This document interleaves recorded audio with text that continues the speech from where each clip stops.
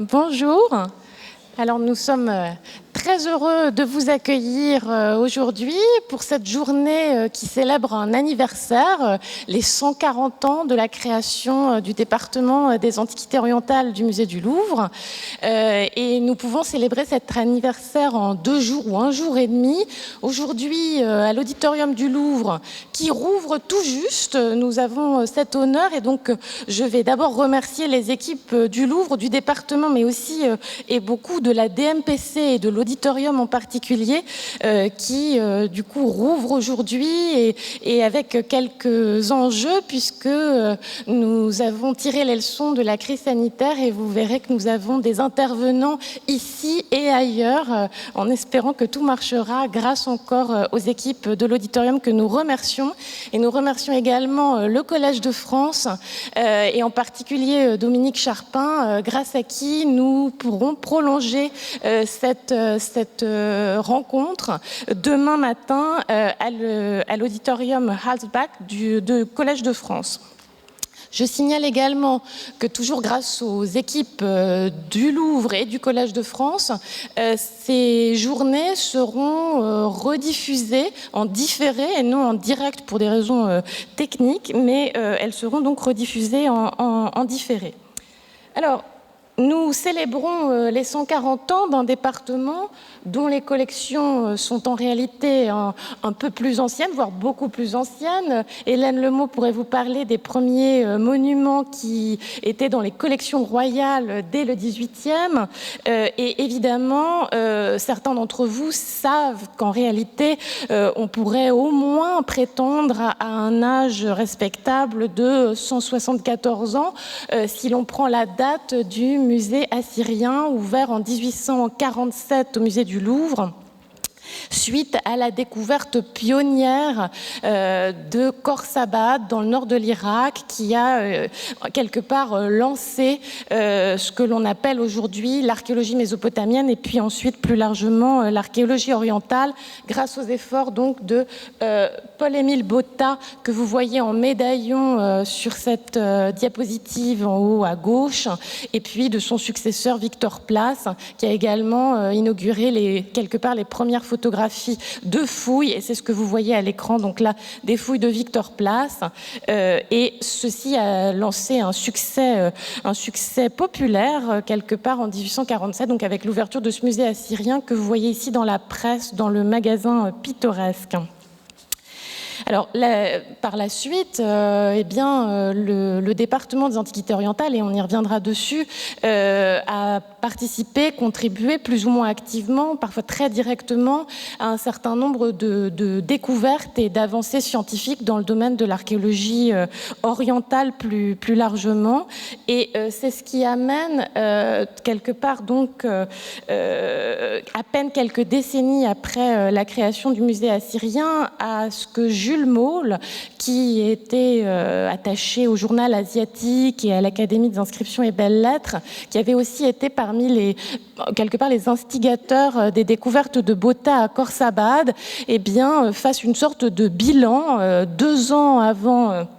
la création du département, dans cet ouvrage qui s'appelle 27 ans d'histoire des études orientales, et dans lequel il salue les avancées donc entre les années 1850 et les années 1880, qui expliquent aussi peut-être en partie la création de ce département. Donc je le cite, mais je ne puis terminer sans exprimer mon admiration pour tant et de si beaux travaux destinés à porter la lumière dans toutes les parties de l'histoire de l'Orient et accomplis pour la plus grande partie à l'aide des plus pénibles sacrifices. Il fait évidemment référence au fait que beaucoup de ces avancées et de ces travaux archéologiques se sont faits avec un certain nombre de difficultés financières, de santé et autres, puisque les fouilles, on le sait, sont aussi des efforts physiques. Il compare ça même aux avancées de la Renaissance des lettres classiques au XVe siècle, ça l'engage. Je reprends la citation, donc en reprenant ce qu'il estime être l'histoire des études orientales. Notre tâche est moins ambitieuse, mais elle est suffisamment grande et importante. Il s'agit d'abord de faire l'histoire de la moitié du genre humain, et nous n'apprenons que graduellement à quelle immense série de travaux de philologie, de critique, de géographie et de théologie cela nous oblige. Donc déjà conscient de la diversité, de la pluridisciplinarité avant l'heure de notre discipline. Ensuite, il s'agit de faire connaître à l'Europe cet Orient qu'elle est occupée à dévorer sans l'apprécier et où elle fait un mal irréparable par son ignorance des langues, des idées et de l'histoire de ses peuples. L'avenir de l'Asie dépend du plus ou moins de connaissances que l'Europe acquérera sur elle. Répétons donc toujours le mot de Septime Sévère, laboremus. Et effectivement, je crois qu'on peut dire que les différents orientalistes, assyriologues ont continué de travailler, et c'est ce qui amène jusqu'à aujourd'hui, mais donc aussi 2 ans après cette citation, la parution de cette citation, la création officielle, administrative d'un département à part entière qui se distingue donc du département des Antiques auquel il était rattaché jusque-là, département des Antiquités orientales. On parle même de fondation sur cette image qui est en fait la couverture du premier livre d'inventaire, donc du registre AO, Antiquité orientale, de ce nouveau département créé le 20 août 1881 par décret. Et qui est, vous voyez ici les 4 premiers principaux protagonistes, il y en a bien d'autres,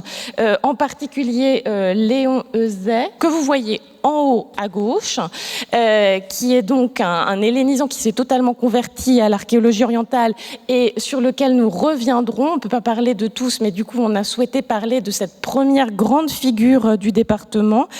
qui a été directeur de 1881 à 1907 et qui était donc déjà, au moment de la fondation, pour reprendre leur terme du département, se voyait attacher les services de Eugène Ledrin, que vous voyez à sa droite, à sa gauche, pardon, et Eugène Ledrin, qui lui a été directeur du département à sa suite pour un temps beaucoup plus bref, entre 1908 et 1910, auquel a ensuite succédé donc Edmond Potier, le conservateur adjoint au moment de la création du registre d'inventaire, que vous voyez en bas à gauche. Edmond Potier qui lui a ensuite eu cette charge entre 1910 et 1924, soit 14 ans, et puis enfin, à droite en bas, François Thureau d'Angin, célèbre pour ses avancées dans le déchiffrement du sumérien, qui a été à la tête du département entre 1925 et 1928. Alors, reprenons justement Edmond Potier, parce que lui-même, donc quelques décennies encore après la citation de Jules Maule, considère que cette science avance considérablement vite, en lien donc aussi avec le département et les efforts de ses agents, et envisage donc dès 1915 au moins d'écrire une histoire du département des Antiquités orientales au musée du Louvre, ce que nous tâchons de refaire aujourd'hui. Donc en 1915, il avait communiqué à l'Académie des inscriptions et belles-lettres sur ce projet d'une publication dont on a retrouvé les notes, mais qui n'a en réalité jamais été finalisé, donc en tout cas n'est jamais paru. Et donc nous avons simplement ce compte-rendu qui donne un état de l'esprit de l'époque en 1915, dans lequel M. Potier, donc à l'Académie, avait fait l'exposé des découvertes de Botta en Assyrie, de Saucy et du duc de Luynes, de Renan et de Clermont-Ganneau en Phénicie et en Palestine. Vous voyez tous ces personnages donc de gauche à droite et de haut en bas dans les médaillons. Donc de Guillaume Rey et du marquis de Vogüé dans l'île de Chypre, qui ont constitué les sections assyriennes, phéniciennes, judaïques et chypriotes de nos collections nationales. Il abordera dans la prochaine séance la constitution du musée chaldéen avec les fouilles de Sarzec et de Cros, celle du musée élamite et perse avec les travaux de la mission Dieu la foi et de la mission de Morgan, du musée ibérique enfin avec les recherches en Espagne d'Arthur Angel et de Pierre Paris. Il montre donc ce qu'est devenu en moins d'un siècle un département d'antiquité qui vers 1817 possédait un seul monument oriental et qui en compte plus de 30 000 aujourd'hui. Et il insiste sur les avantages multiples que présente pour un musée la voie des enrichissements par le moyen des fouilles scientifiques plutôt que par des achats dans le commerce. Et en réalité, ça n'a fait que se développer, puisqu'à partir de là, le département des Antiquités orientales, en particulier dans l'entre-deux-guerres, sera engagé dans de très nombreuses fouilles. Et si en 1915, il se félicitait d'avoir quelque part augmenté le spectre de la connaissance à travers la collection, eh bien, si 30 000 objets étaient comptabilisés en 1915, aujourd'hui, on en comptabilise plus de 150 000 qui permettent d'étudier et de présenter au plus large public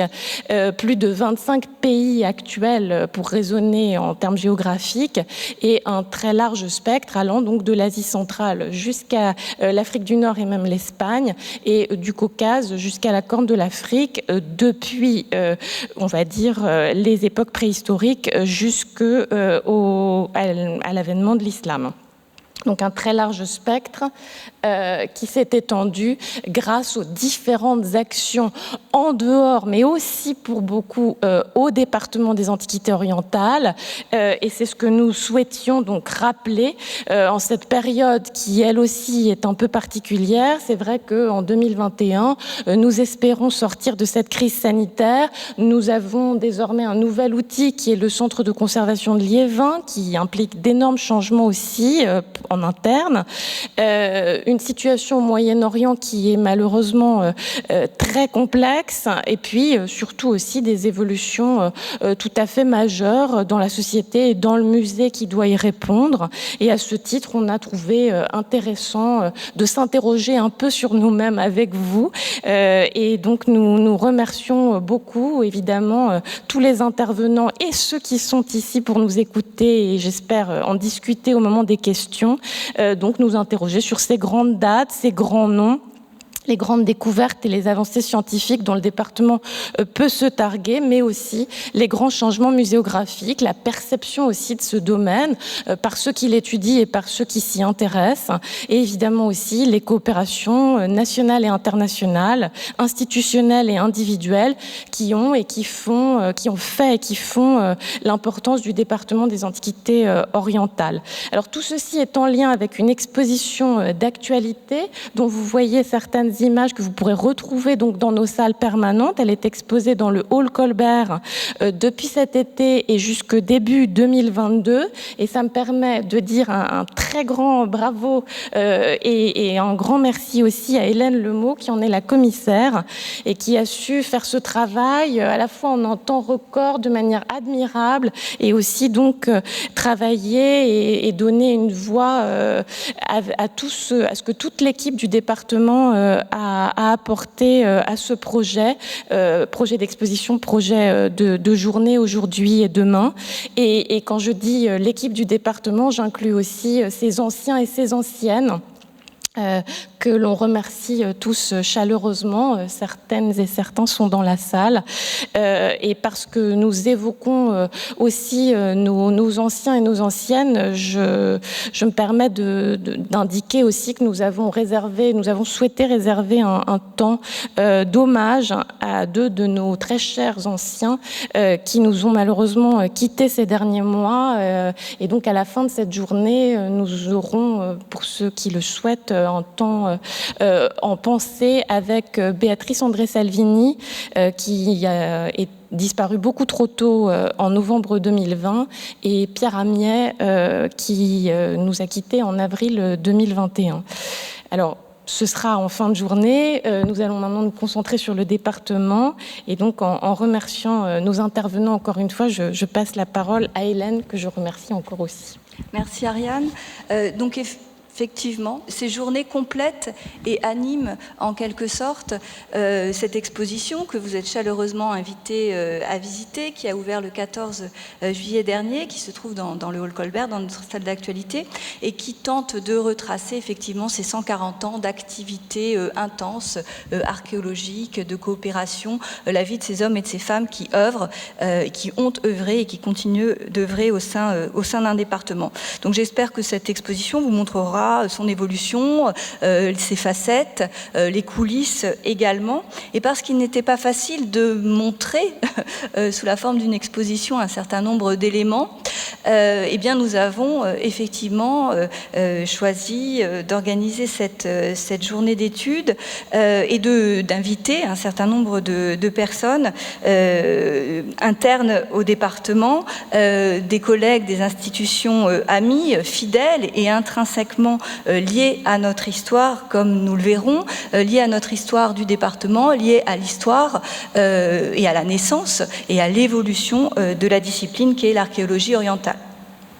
Donc nous avons choisi 3 grands axes que vous avez pu voir sur le programme, mais que je rappelle ici pour ceux qui ne l'auraient pas imprimé. Donc ce matin, une série de réflexions sur la constitution du fonds à travers les fouilles, à travers les différentes modalités d'acquisition, les présentations des œuvres, donc la muséographie et les lieux de conservation de ces œuvres, le département étant un département archéologique avec un grand nombre d'œuvres, effectivement, des séries, des objets d'études en réserve.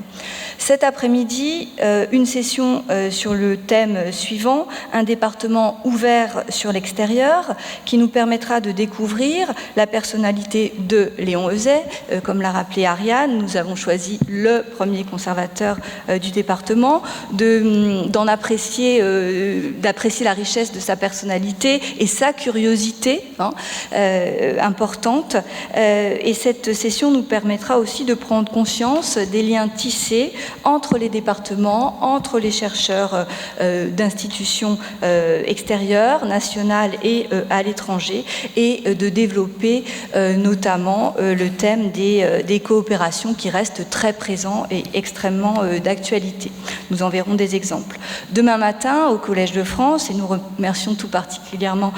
Dominique Charpin de son accueil et l'ensemble des équipes, le département et les antiquités orientales, réception, connexion, diffusion, pour mieux comprendre son positionnement et le rôle qu'il joue, pour mieux appréhender également le département et l'archéologie orientale comme sujet de critique et de fascination. Donc nous remercions vraiment l'ensemble des invités d'avoir accepté de nous présenter le fruit de leur recherche et de leur réflexion sur ce sujet. Je remercie également l'auditorium, comme l'a fait tout à l'heure, et les équipes de l'auditorium, et en particulier Yukiko Kamijima, chargée de production à l'auditorium, qui nous a permis, en un délai là aussi assez court, d'organiser cette journée. Je remercie également pour l'exposition, Ariane l'a fait pour la journée, mais l'ADMPC qui a été extrêmement réactive quant à la création des vitrines, la scénographie, mais aussi les multimédias. Vous verrez 2 multimédias, bientôt 3, dans les salles, et je pense que c'est vraiment un travail collectif et à l'échelle du département et à l'échelle plus large du musée du Louvre. Ariane, je te laisse présenter nos premiers invités. Merci Hélène.